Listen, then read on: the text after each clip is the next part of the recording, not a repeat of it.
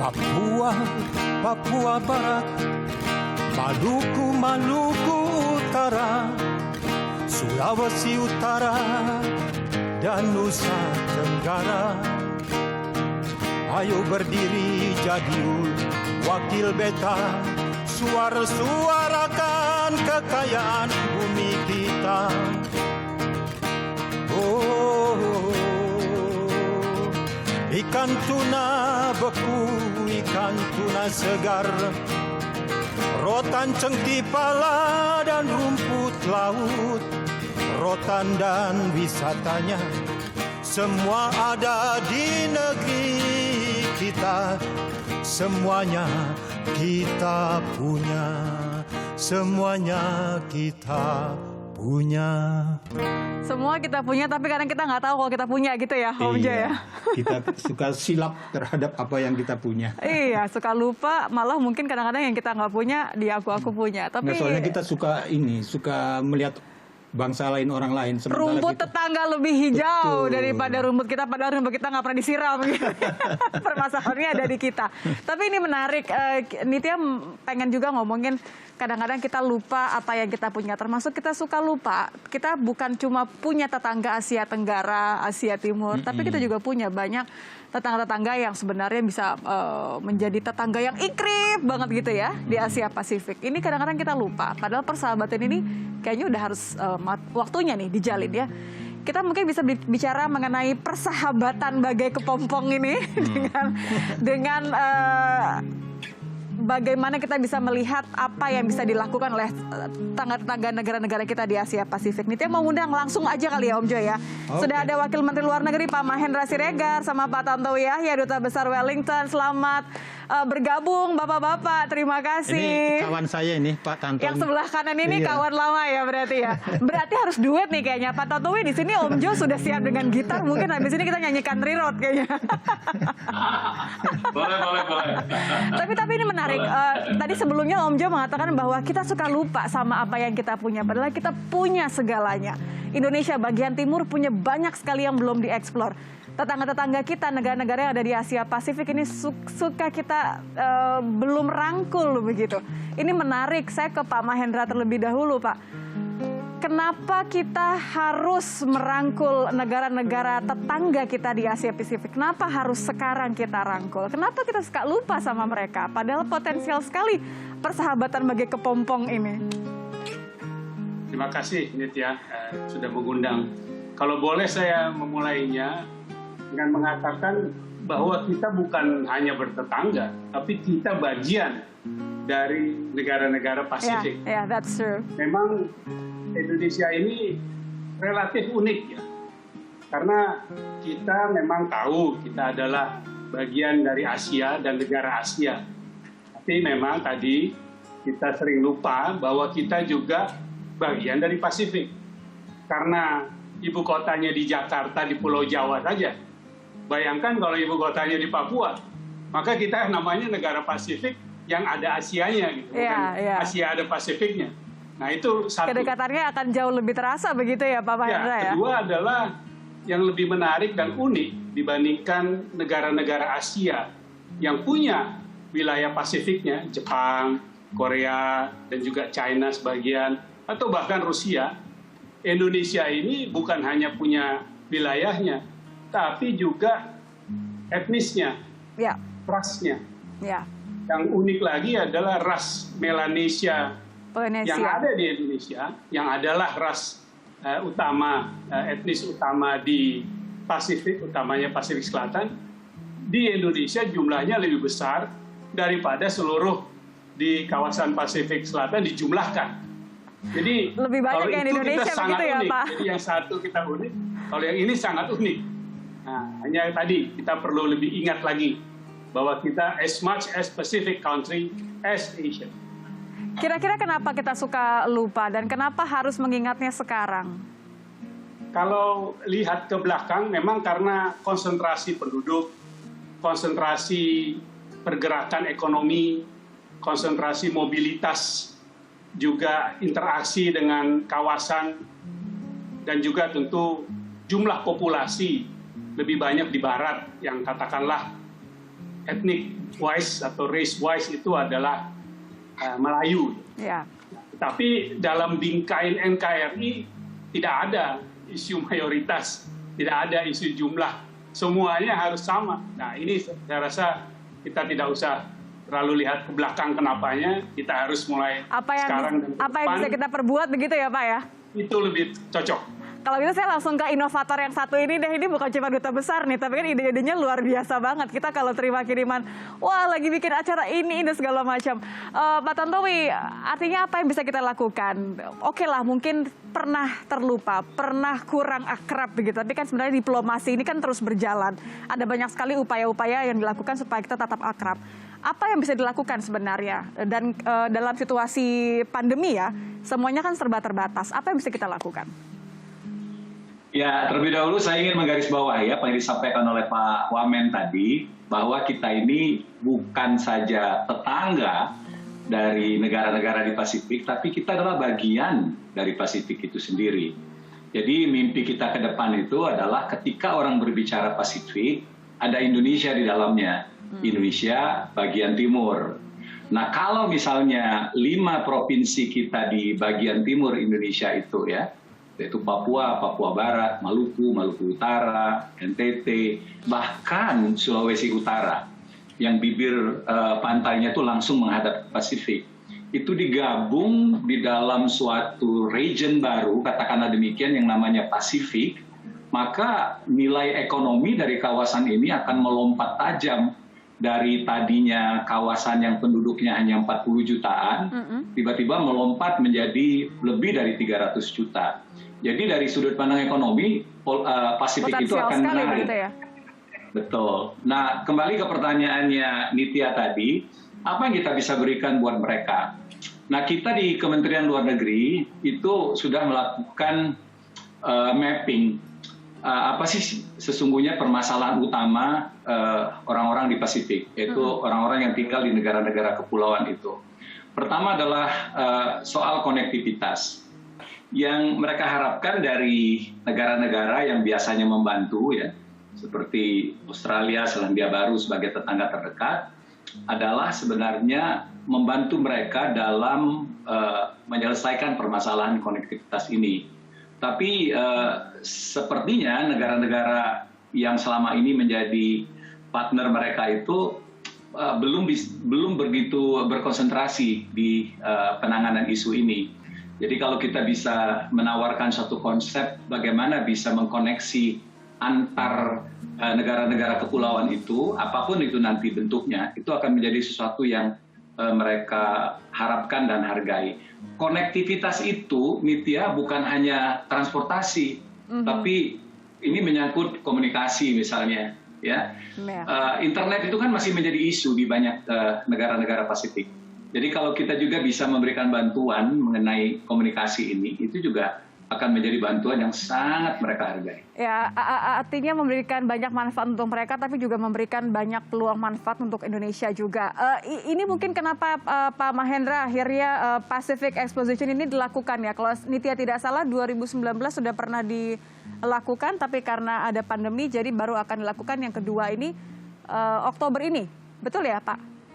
Antara lain itu, tapi justru memang karena kesuksesan dari Pacific Exposition yang pertama, yang dapat mencapai hasil konkret baik dari segi kontrak perdagangan, namun juga hasil-hasil intangible lain, kita makin dikenal dan makin mengenal, dan hubungan ataupun business matching antara para pihak yang ikut memungkinkan untuk perdagangan langsung, karena kita belajar dari kondisi sampai saat ini, perdagangan antara kedua negara ini ataupun kedua kawasan Pasifik dengan Indonesia banyak transshipment melalui negara ataupun pelabuhan-pelabuhan lain yang membuat makin mahal dan makin tidak efisien.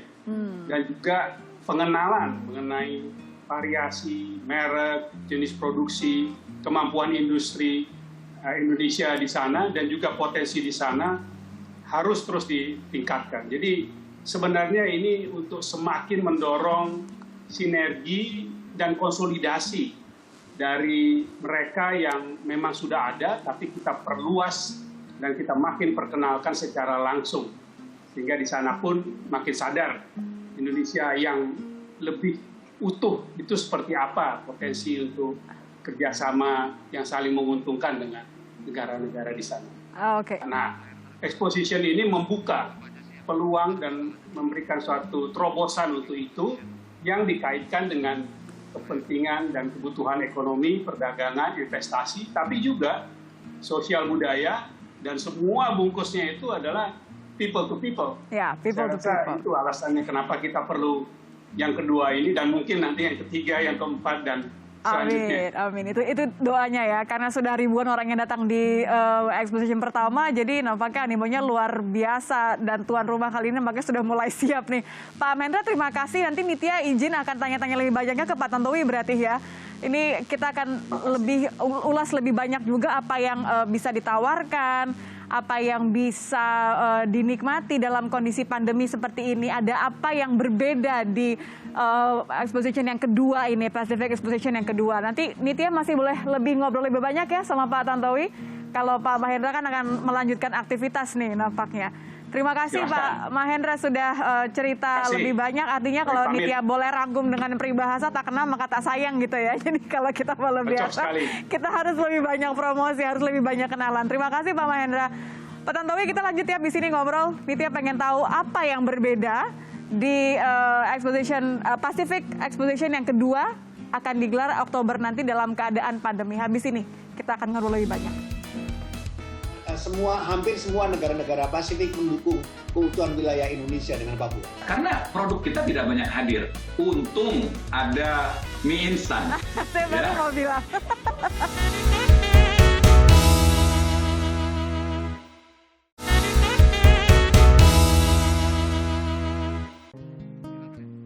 Ada peluang ekonomi tadi, ada juga ini peluang untuk bagaimana mendekatkan people to people tadi, tidak hanya secara bisnis, karena memang kita Indonesia adalah bagian dari Asia Pasifik. Aku noted tadi dari Pak Mahendra ya. Pak Tantowi, sebelum dijawab tadi pertanyaan Nitya, kita undang ya, Nitya akan ajak nih satu orang, kalau kata Pak Tantowi yang paling ganteng nih pokoknya se-Asia Pasifik gitu ya.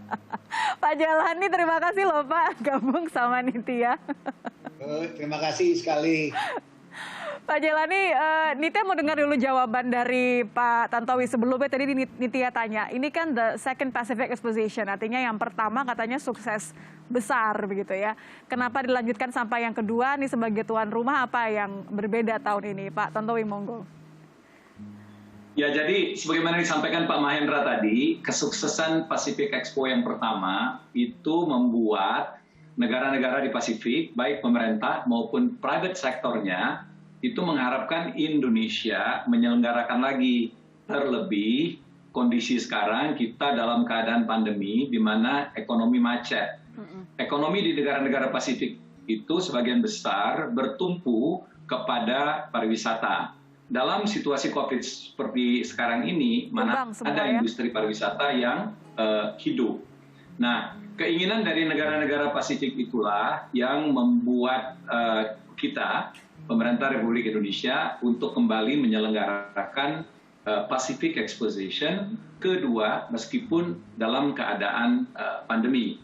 Nah, menyikapi situasi seperti sekarang ini, maka sudah diputuskan oleh Ibu Menteri Luar Negeri, Pacific Exposition yang kedua yang akan berlangsung dari tanggal 27 sampai dengan tanggal 30 Oktober, seluruhnya akan berlangsung secara virtual. Oke, jadi nggak hybrid ya Pak Tantowi ya, seluruhnya virtual, nggak hybrid. Padahal Nitya dengar harusnya ada icip-icip kuliner gitu. Ini gimana kalau icip-icip kulinernya virtual, kan nggak nyampe tenggorokan dong berarti ya?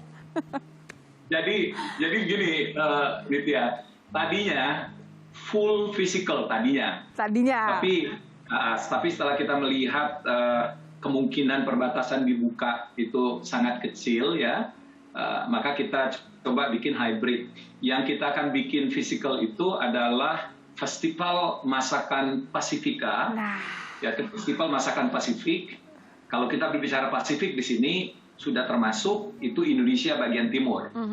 Jadi ini adalah event di mana kita akan menampilkan masakan-masakan khas dari Maluku, dari Papua, dari NTT, Papeda itu yang begitu populer Iya, di Timur, iya. inilah forumnya Wih, untuk kita perkenalkan. luar biasa. Terus kita juga tadinya akan menyelenggarakan fashion show batik di Pasifik itu, Nitya, ada batik juga, walaupun mereka tidak menyebutnya batik. Ya. Nah, ini forum bagi kita untuk memperkenalkan batik-batik kita yang bermotif summer, bermotif bunga.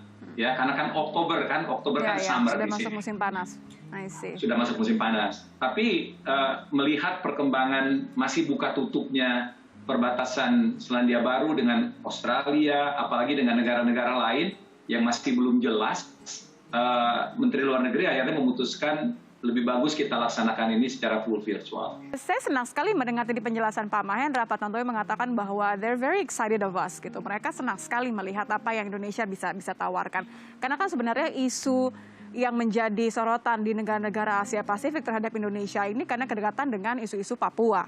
Dan tidak semuanya adalah isu-isu yang menyenangkan untuk dibahas, isu-isu yang sangat sensitif sebenarnya. Saya ingin dengar jawaban Pak Jelani, seperti apa sebenarnya Indonesia di mata negara-negara Asia Pasifik dengan isu-isu yang ada begitu ya, isu-isu yang memang selalu dikaitkan dengan di Papua begitu, di Indonesia bagian timur.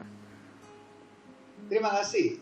Kalau boleh berpandangan dalam forum ini, saya melihatnya bahwa yang terpenting itu adalah kehadiran dan kedekatan Indonesia dengan negara-negara Pasifik. Tadi Bapak Wakil Menteri Luar Negeri menggarisbawahi pentingnya hubungan people-to-people contact.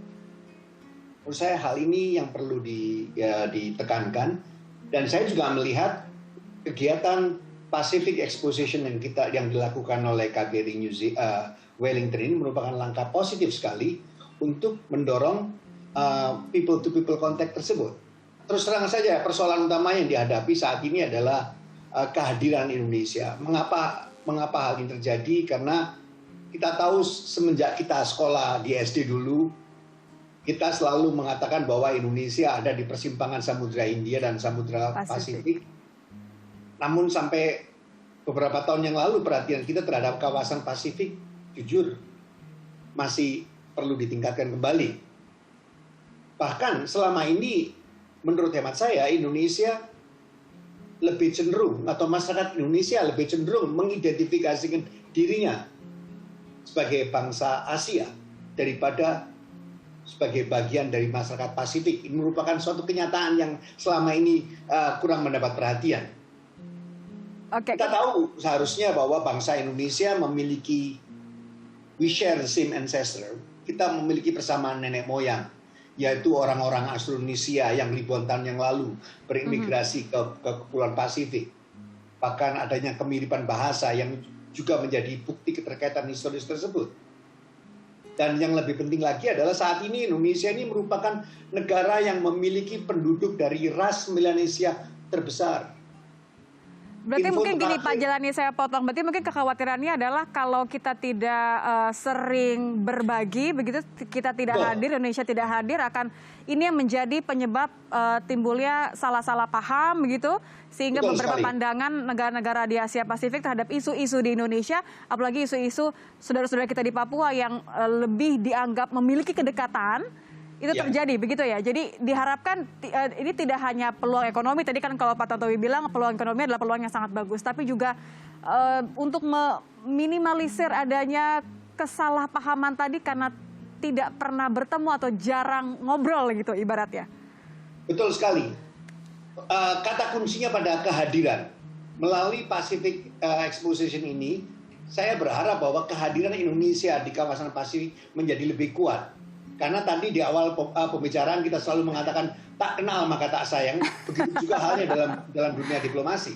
If you don't know the country, so of course akan lebih sulit buat masyarakat Pasifik memahami diri kita.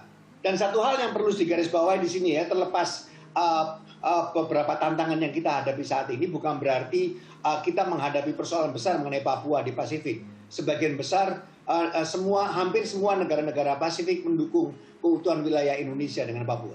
Ya. Concern itu kan bisa diwujudkan dengan cara yang berbeda, artinya mendukung begitu ya. Betul. Kalau di Expo yang kedua ini, di Second Pacific Exposition ini, apakah lebih banyak mempromosikan produk kebanggaan Indonesia, terutama yang dari Indonesia bagian timur karena memiliki kedekatan tadi, atau justru adalah membuka peluang supaya kita bisa berinvestasi lebih di negara-negara Asia Pasifik? Jadi Pacific Exposition ini bermanfaat ganda. Artinya bermanfaat bagi negara-negara Pasifik yang akan melihat Indonesia utamanya sebagai pasar yang sangat besar, yang mempunyai kedekatan dengan mereka, baik secara geografis maupun secara demografis. Tapi juga Pacific Expo ini bermanfaat bagi Indonesia dalam konteks menciptakan pasar baru. Pasar yang paling besar di sini, di Pasifik, tentu saja Australia, yang sudah tergarap dengan baik, kemudian Selandia Baru, dan negara-negara yang ada di Pasifik. Sekecil-kecilnya potensi ekonomi dari satu negara tetap saja bermanfaat. Nah, kita jangan lagi terjebak pada pola-pola kita hanya mau menjalin diplomasi ekonomi ketika kita melihat pasarnya jelas dan besar. Nah, attitude seperti itu dimanfaatkan oleh negara-negara lain. Katakan Nitya, negara ASEAN. Negara-negara seperti Vietnam, Thailand, Malaysia, Philippines, sekecil apapun pasar, mereka hadir. Ya, Kehadiran dari produk implikasinya apa? Awareness dari masyarakat setempat terhadap negara tersebut. Jadi mereka kenal, ada Vietnam, ada Thailand, ada Philippines. Kita, awareness mereka terhadap kita itu sedikit lebih rendah karena produk kita tidak banyak hadir. Untung ada mie instan. Saya baru mau bilang. Untung ada mie instan. Mie instan dan supaya nggak masuk engine ya Pak ya. Iya, kalau nggak ada itu, susah kita. Nah, jadi Pacific Expo ini memberikan peluang bagi pengusaha-pengusaha kita untuk menjelajah di Pasifik secara ekonomi. Hadirkan produk kita. Dan kedua Nitya, Pacific Expo ini juga membuka berbagai kemungkinan kerjasama pengusaha, investor, dan pelaku bisnis di Indonesia dengan mitranya di Pasifik. Misalnya ya, di bidang perkebunan, investasi di bidang pariwisata, ya, kemudian tenaga kerja, kan pengusaha-pengusaha tenaga kerja di Indonesia itu bisa memanfaatkan forum ini untuk menjalin komunikasi dengan calon-calon user mereka. Banyak sekali, ya. Jadi ada dua peluang ya, kita bisa investasi di sana, tapi juga bisa sekaligus memasarkan produk-produk kita ke sana. Akan ada siapa saja berarti Pak Jelani yang akan hadir? Jadi menurut rencana Pacific Exposition yang kedua ini akan diselenggarakan tanggal 27-30 Oktober 2021. 27 sampai 30 Oktober ya, 4 hari ya. Oke. Dan akan mengangkat tema It is a Pacific Time. Dalam forum ini ada 5 forum. Ada Pacific Talk, Trade and Investment, Tourism, Fisheries and Health. Selain itu sama dengan Pacific Expo yang pertama akan dilakukan juga pameran perdagangan. Tadi Pak Tantowi sudah menjelaskan. Dan pejabat-pejabat yang akan hadir secara khusus nanti diperkirakan adalah Menteri Luar Negeri dan menteri-menteri terkait di bidang perdagangan, pariwisata, infrastruktur, perikanan, dan sebagainya. Sekali lagi, the strongest point dari kegiatan Pacific Expo ini adalah tujuannya yang bersifat multidimension. Walaupun tujuan utamanya, tujuan pokoknya adalah meningkatkan kehadiran Indonesia, namun tujuannya itu paling tidak satu ada dimensi politik, dimensi ekonomi, dan sosial budaya. Semua ketiga dimensi itu semua bermuara pada satu tujuan, yaitu kehadiran Indonesia. Kenapa hal ini menjadi penting? Karena kita mengetahui pengetahuan tentang Indonesia di negara-negara Pasifik cukup kurang, dan saya masih melihat banyak ruang yang dapat kita manfaatkan. Dan begitu juga sebaliknya, pengetahuan di Indonesia tentang Pasifik itu juga masih kurang juga. Oleh karenanya saya melihat hal ini perlu ditingkatkan. Terima kasih Pak Jelani, Pak Tantowi. Habis ini kita masih ngobrol supaya lebih kenal, lebih sayang kayaknya habis ini. Terima kasih. Terima kasih Pak Jelani. Sebelum kita sampai ke vaksinasi kan sudah tahu ya, bukan cuma di Indonesia Timur, kayaknya hampir seluruh wilayah Indonesia kayaknya banyak yang kontra juga. Kalau waktu itu kita terima ya, kita bisa sampai melatih menganyam ke luar negeri, itu mungkin sejarah kali itu ya. Iya.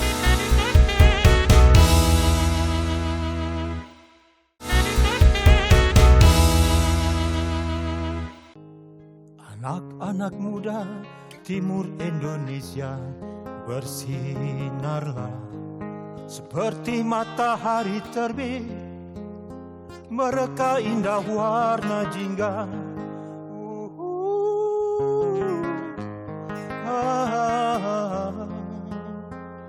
Pemuda-pemudi timur Indonesia, saatnya telah tiba. Kalian menjadi gelora lautan Pasifik, penuh semangat, penuh manfaat bagi masyarakat Indonesia. Nana, nana. Pak Tantowi, tadi kita sudah ngomongin soal expo-nya, kurang lebih seperti apa. Tapi kan yang Nitya garis bawahi adalah kita harus lebih banyak mengeksplor, memperkenalkan apa yang kita punya. Ini balik ke awal nih, mengeksplor apa yang kita punya. Ya salah satu caranya adalah lewat anak-anak muda di Indonesia Timur. Mereka lah yang memiliki potensi luar biasa, memiliki peluang untuk memperkenalkan ke negara-negara di Asia Pasifik. Nitya mau undang, sudah ada Mbak Hana Keraf dan Dr. Nurnisa Salim. Aku langsung izin panggilan Dr. Ica aja ya, biar kita semua di sini lebih akrab. Nitya mau mulai dari Mbak Hana terlebih dahulu. Duanyam ini kan luar biasa sebenarnya, karyanya, tapi juga Anda juga menggunakan potensi masyarakat lokal. Tapi boleh diceritakan lebih lanjut, apa sebenarnya yang menjadi misi Duanyam sekarang? Ya, terima kasih Nadia. Jadi Duanyam sendiri kita lahir di NTT kan ya, sebagai kewirausahaan sosial. Dan sebenarnya first and foremost yang ingin kita bantu sebenarnya adalah akses terhadap uang tunai bagi sesama perempuan di Indonesia Timur, terkhususnya kita memulai waktu itu dari Kabupaten Flores Timur dan sekarang semakin merambah ke beberapa kabupaten di NTT dan sudah sampai ke Kabupaten Nabire juga di Papua. Dan yang kita gunakan memang adalah keterampilan lokal, yaitu menganyam, yang diantara perempuan Timur itu adalah kearifan tradisi yang diberikan turun-temurun diantara perempuan. Dan yang kedua yang kita gunakan adalah bahan baku lokal yang memang ada di sekitar kita. Gitu. Jadi di NTT itu ada dari daun lontar, dari daun gebang. Di Nabire kami pakai noken kulit kayu dari noken pesisir. Jadi memang menggunakan serat-serat alam yang ada di sekitarannya mama-mama perajin ini. Gitu. Jangan sampai rantai pasoknya terlalu panjang, harus beli dari provinsi lain, kabupaten lain, tapi memanfaatkan keterampilan dan bahan baku yang ada. Harapannya dari situ mereka bisa mendapatkan uang tunai tambahan. Dan yang kedua juga berharap bahwa keterampilan menganyam ini bisa tetap lestari, betul.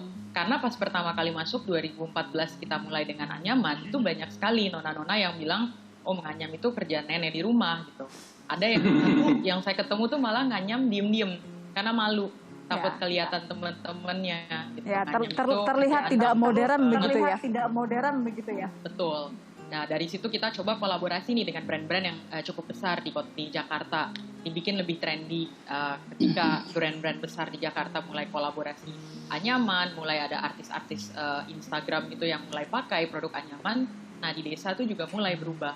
Oh, ternyata anak-anak gaul Jakarta pakai ya. Berarti ini nggak kampungan dong gitu. Mulailah dari situ perlahan-lahan jadi berubah. Mbak Hana mencoba merangkul dari segi melestarikan tradisi yang ada, merangkul bagaimana memberikan akses agar mereka bisa mandiri, agar mama-mama dan nona-nona di Indonesia Timur bisa lebih mandiri secara finansial, tapi juga tetap merangkul tradisi.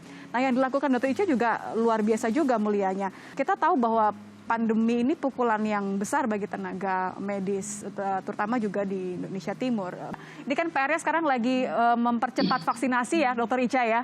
Nah, tadi sempat Mbak Hana juga cerita bagaimana mencoba merangkul, memberikan pengertian sosialisasi kepada warga untuk ayo dong divaksin. Mengalami hal yang sama nggak? Iya benar, karena sebelum kita sampai ke vaksinasi kan sudah tahu ya, bukan cuma di Indonesia Timur, kayaknya hampir seluruh wilayah Indonesia kayaknya banyak yang kontra juga. Ya. Karena udah banyak ini ya, masukan-masukan lainnya. Jadi mencapai vaksinasi di sini tentu menjadi salah satu target utama dari pemerintah setempat melalui tenaga kesehatan. Pendekatannya bisa lebih ke sosial kultural supaya bisa sampai ya target vaksinasi itu. Karena memang untuk melewati masa pandemi ini dan tetap produktif gitu, kita harus terima ini dulu nih supaya bisa berkembang ke depannya lagi lebih maju gitu. Oke. Tantangannya juga cukup membuat tidak bisa tidur kayaknya ya kalau Nitya membayangkan ini tantangan karena kita kan berhadapan dengan manusia ya, kita berhadapan dengan manusia bagaimana memberikan pengertian. Nitya mau ke Pak Tantowi deh. Tantangan yang dihadapi oleh Dr. Icha dan juga Mbak Hana ini kan luar biasa ya Pak Tantowi, tapi kan artinya ada potensi sebenarnya di situ. Ketika semuanya sudah bersinergi, kita bisa create sesuatu yang jauh lebih besar. Seberapa besar ruang ini untuk dimanfaatkan di Pacific Exposition? Seberapa besar anak-anak muda bisa memberikan karya-karya mereka, bisa berperan lah dalam Pacific Exposition yang kedua ini, Pak Tantowi? Nit, menarik sekali ya mendengarkan tadi penjelasan singkat dari Hana maupun Dr. Icha. Dari Hana ya terlebih dahulu ya. Jadi bidang usaha yang dibina dan dijalankan oleh Hana ini itu sebenarnya sangat nyambung dengan salah satu misi yang kami emban di Pasifik ini dan masuk dalam satu prioritas di Pacific Expo, yaitu sinergitas. Ya, orang-orang di Pasifik itu salah satu kekurangan mereka sekarang ini adalah keterampilan. Jadi ini terkait dengan peningkatan kemampuan sumber daya manusia.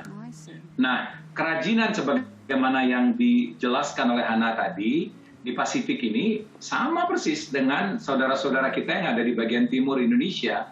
Jadi mereka membuat kerajinan ya dari daun-daunan, serat-serat alam, umbi-umbian dan lain sebagainya. Persoalan mereka cuma dua. Satu, desain mereka tuh tidak pernah maju. Jadi ketika dijual ke turis itu tidak menarik, ya kan? Karena jadul lah istilahnya. Yang kedua adalah akses pasar. Jadi kalau misalnya nanti Hana ikut ini, kita harapkan ikut ya sebagai representasi dari SMEs, kemudian representasi dari pengrajin, kemudian sekaligus yang paling penting lagi adalah representasi dari masyarakat Melanesia Indonesia untuk nanti berinteraksi dengan counterparts-nya dari negara-negara Pasifik. Pasti ini menarik jika kita menawarkan misalnya itu sharing atau ilmu mengenai bagaimana cara mendesain produk itu supaya kelihatan menarik, modern, dan sesuai dengan selera pasar. Kemudian kita juga siapkan akses pasarnya untuk masuk ke Indonesia. Karena terus terang pasar 270 juta itu, kalau mereka bisa masuk ke sini, itu sudah sangat menjanjikan. Kemudian dari Dr. Icha, sama menariknya nih, isu kesehatan itu adalah isu ketiga yang juga sangat krusial di sini. Jadi isu pertama itu konektivitas, isu kedua itu adalah kualitas sumber daya manusia, ya, dan yang ketiga itu adalah isu kesehatan. Kesehatan ini sudah lama menjadi beban di hampir semua negara-negara di Pasifik. Ya, jadi kalau misalnya Mbak Icha ini bisa hadir nanti, kita carikan ruangnya, bisa sharing bagaimana cara kita dalam mengentaskan permasalahan kesehatan di daerah-daerah terpencil, khususnya di bagian Pasifik Indonesia. Nah, jadi sharing-sharing seperti ini, itu adalah hal-hal bersifat intangible yang kebanyakan tidak digarap oleh para superpower yang selama ini berlomba untuk menanamkan pengaruhnya di Pasifik. Kita masuk di ruang itu. Oke. Jadi sebenarnya ada ruang untuk anak-anak muda Indonesia yang sudah, artinya mereka sudah sukses ya. Saya akan bilang Dr. Icha dan Mbak Hana ini kan mereka sudah sukses di bidangnya masing-masing, sudah membuktikan. Artinya mereka punya ruang di exposition ini untuk menunjukkan bahwa Anda bisa melakukannya, begini caranya. Beginilah pasar sekarang, begitu ya. Kurang lebih seperti itu mungkin ya Pak Tantowi ya. Ya, seperti misalnya Mbak Hana, malah kita mengundang Mbak Hana itu untuk buka booth. Ya, apakah sendiri, apakah bergabung dengan pengrajin lainnya. Nah, nanti kan visitor banyak yang datang tuh, utamanya dari negara-negara Pasifik. Pasti akan mampir ke sana, terjadilah interaksi. Ya. Nah, kalau untuk forum kesehatan itu sebagaimana disampaikan oleh Dirjen Jailani tadi adalah forum yang sangat relevan dengan kondisi dunia, khususnya kondisi Pasifik saat ini. Ini juga harus kita manfaatkan dengan sebaik-baiknya, apalagi yang berbicara itu Nit adalah putra-putri terbaik kita dari timur Indonesia yang kita sebut sebagai Pasifiknya Indonesia. I see. Kita boleh bahas lebih lanjut nanti soal bagaimana putra-putri terbaik kita akan berpartisipasi di Second Pacific Exposition. Tapi usai jeda ya Pak Tantowi, Dr. Ica, Mbak Hana, kita akan kembali sesaat lagi. Saya pengen dengar pendapatnya. Wilayahnya itu kental sekali dengan pesisir dan pegunungan. Kalau saya ke pesisir, saya gunakan boat, perahu, bermotor. Kalau saya harus ke pegunungan, saya biasanya menggunakan helikopter. Tetapi ketika hotel besar, terutama hotel grup maupun pemesan, misalnya 1.000 per bulan, 3.000 per bulan, nah itu UMKM-nya langsung tuh ketar-ketir.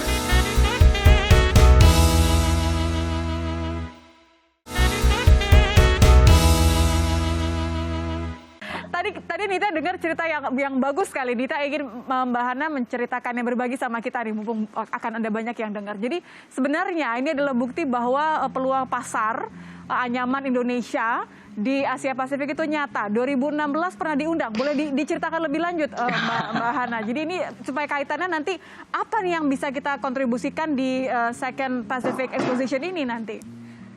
Betul, jadi baru teringat juga Net, jadi 2016 waktu itu kita baru berusia kurang lebih 2 tahun, masih sangat dini sekali.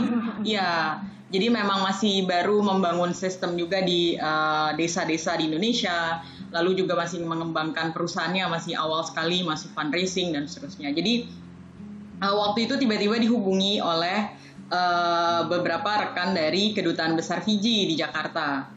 Dan mereka menyampaikan bahwa mereka banyak sekali daun pandan di sana dan sebenarnya membutuhkan support, insights untuk desain produk maupun peningkatan kualitas untuk produk anyaman itu sendiri. Exactly seperti yang tadi Pak Tantowi bilang ya? Betul. Jadi bukan hanya soal produknya saja yang bergerak, tetapi ternyata skill setnya itu yang juga harus bergerak gitu. Ternyata kalau waktu itu kalau kita menerima, sayangnya tidak kita follow up karena memang melihat kapasitas kita waktu itu juga. Kalau waktu itu kita terima ya kita bisa sampai melatih menganyam ke luar negeri itu mungkin sejarah kali itu ya. Iya. Di usia masih sangat muda bisa menganyam sambil apa tadi melihat Tom Cruise di pantai begitu ya. Betul, karena di sana kan artis Hollywood semua kan yang liburan. Tapi berarti harapannya ini mungkin bisa terjadi ya, walaupun tidak bertemu langsung, tidak tatap muka karena pandemi, karena ini virtual semuanya tadi Pak Tantowi bilang. Tapi kan artinya kesempatan tahun ini akan sangat menarik ya Mbak Hana ya. Gimana sih kalau Anda melihat Expo tahun ini itu bagaimana? Betul, saya merasa bisa terjadi sharing knowledge juga ya, dengan karena negara-negara Pasifik ini juga basisnya ekonomi terbesar penyumbang pasti dari pariwisata gitu. Bagaimana mereka semua saling bisa belajar, termasuk Indonesia Timur gitu, memanfaatkan kearifan lokal yang ada di sekitar wilayah destinasi wisata dan memanfaatkannya untuk hotel amenities, untuk souvenir dan seterusnya. Jadi bukan hanya dari makanan dan dari lagu, tetapi juga dari produk-produk ini harus tersedia. Jangan nanti hotel-hotel dan resort sudah membuka pintu, sudah misalnya ditekan gitu, dipush oleh pemerintah, procurement dari hotel-hotel itu harus dari produk lokal, tapi ternyata kesiapan teman-teman UMKM gitu yang belum sampai di sana, diminta menjual produk 100 buah bisa, tetapi ketika hotel besar, terutama hotel grup maupun pemesan misalnya 1.000 per bulan, 3.000 per bulan, nah itu UMKM-nya langsung tuh ketar-ketir. Nggak biasa menaikkan kapasitas produksi secara tiba-tiba dan secara konsisten, kualitasnya harus bagus. Kita bicara kualitas juga artinya kalau sudah dipertanyakan kalau pasar secara global ini ya. Betul, dan justru ajang ini jadi bisa saling belajar kan gitu. Gimana sih negara-negara lain ini biasanya menjawab tantangan dari industri pariwisata ini. Gitu. Oke. Kalau Dr. Ica sendiri melihatnya bagaimana kalau untuk di industri kesehatan ya artinya? Seberapa jauh animonya nih kalau saudara-saudara kita, anak-anak muda Indonesia Timur, seberapa besar ini bisa dimanfaatkan peluangnya gitu bagi mereka yang memang ada di industri kesehatan untuk di Expo ini ya? Ya, animo di PE ini tentunya dari masyarakat sendiri dukungan sangat mendukung ya terlaksananya PE2 ini, karena kan ini menjadi suatu ajang dan kesempatan ya. Saya bilang kesempatan karena kan pemuda ini harus diberikan kesempatan. Ya, jadi sepakat saya. PE2 ini merupakan kesempatan yang sangat besar. Jadi pemuda di Indonesia Timur itu tidak hanya terpaku pada satu project, jadi mereka bisa meningkatkan kreativitas, kemudian menemukan hal-hal baru dari eksibisinya, kemudian dari forumnya. Nah, untuk kesehatannya sendiri tentunya sangat mendukung karena dengan adanya PE2 ini diharapkan kan pembangunan dan pemaksimalan infrastruktur terutama dalam kesehatan ya untuk tercipta gitu. Jadi kesempatan itu akan tercipta kalau masyarakatnya juga sehat gitu. Jadi kalau sehat itu gimana, infrastruktur kesehatannya juga dibetulin, tercipta gitu. Karena sekedar informasi, saya bekerja di yayasan yang bergerak di Timika ini kan wilayahnya itu kental sekali dengan pesisir dan pegunungan. Jadi saya tuh setiap kali akan melayani itu kalau saya ke pesisir saya gunakan boat, perahu bermotor. Kalau saya harus ke pegunungan saya biasanya menggunakan helikopter. Jadi kalau misalnya transportasi ini infrastrukturnya ini lebih baik kan lebih cepat, akan lebih mudah begitu ya, akan lebih mudah semuanya. Pemudanya sehat, kesempatannya tercipta, jadi semuanya sinergis. Oke, Pak Tontowi excited sekali melihat anak-anak muda ini ternyata malah duluan ya. Kalau Mbak Hana sudah pernah ditawarkan duluan, artinya apa yang disebutkan oleh Pak Tontowi tadi nyata gitu, peluangnya besar sekali, animonya juga besar sekali. Tapi boleh Pak Tontowi memberikan kata-kata yang bisa menambah semangat anak-anak muda ini juga gitu, bahwa ada besar sekali nih peluangnya, kita bisa berkarya lebih lagi supaya kalau yang nonton, yang mendengar saat ini mereka terpikir oh iya ada peluang yang besar sekali di Asia Pasifik. Ya, Pasifik itu sesungguhnya kawasan yang sangat potensial, utamanya di bidang-bidang tertentu, misalnya pariwisata, kemudian perikanan, dan industri berbasis maritim. Memang kalau kita melihat ukurannya, pasar mereka itu kecil, ya. Tapi jika kita melihat mereka sebagai tempat investasi, alternatif investasi bagi para investor kita, maka Pasifik itu menarik. Saya ambil contoh begini nih, hampir semua negara Pasifik itu mengandalkan pariwisata sebagai penyokong perekonomian negara mereka. Nah, yang mereka butuhkan saat ini, dari dulu bahkan, itu adalah para investor yang mau investasi di infrastruktur pariwisata, hotel, restoran, ya, kemudian transportasi, itu peluang itu ada, gitu ya. Jangan lihat sekarang, tapi kita lihat nanti setelah COVID itu selesai, ketika ekonomi kembali menggeliat, maka yang akan menggeliat pertama kali itu adalah Pasifik. Nah, mereka butuh investasi. Mereka mengharapkan dari kita. Jadi kita itu memberikan alternatif lah bagi teman-teman investor kita untuk menoleh ke sini. Kemudian kedua, ini ada yang menarik yang belum banyak diketahui orang nih. Apa tuh? Investasi di bidang perkebunan. Ya, sawit itu selama ini kan tetap menjadi primadona ekspor kita, ya kan? Nah, kita sudah mulai kekurangan lahan karena urusan lingkungan hidup dan lain sebagainya. Nah, di beberapa negara Pasifik seperti Vanuatu, Solomon Islands, itu sudah dibuktikan kontur kemudian kualitas tanah itu sama persis dengan kita, yang memungkinkan kelapa sawit itu bisa tumbuh di situ. Nah, jadi kalau kita sudah mulai memikirkan menanam kelapa sawit, tapi tidak lagi di tempat kita, tapi di negara-negara Pasifik yang masih banyak lahannya, kemudian diproses di sana, langsung diekspor. Jadi hal seperti itu yang coba kita buka ya, wawasan kita itu, bahwa ada satu pasar yang tidak terlalu kita toleh gitu selama ini. Pak Tontowi, terima kasih banyak. Saya doakan supaya tanggal 27 sampai 30 ini lancar, sukses, sehingga Indonesia akan memiliki persepsi yang luar biasa positif di mata negara-negara di Asia Pasifik. It's Pacific time. Terima kasih semuanya, sehat-sehat, kita akan ketemu lagi. Om Jo. Sore melintas di teluk ini dengan hikmat, perahu juga elang bergerak gagah.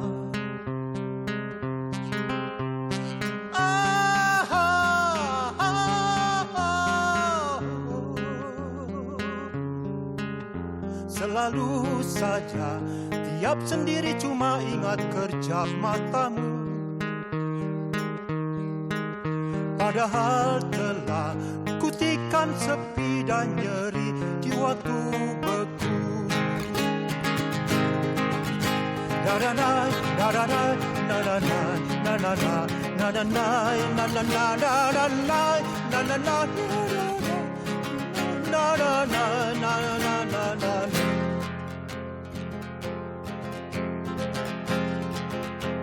Sore melintas di teluk ini dengan hikmat, perahu juga elang bergerak gagah.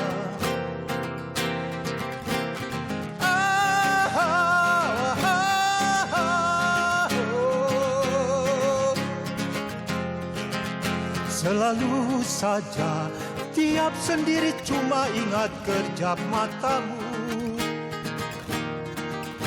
Padahal telah kutikam sepi dan nyeri di waktu beku. Seperti kini terpisah kita oleh jarak yang purba. Rambutmu juga senyummu yang tak pernah tuntas mengapung dia.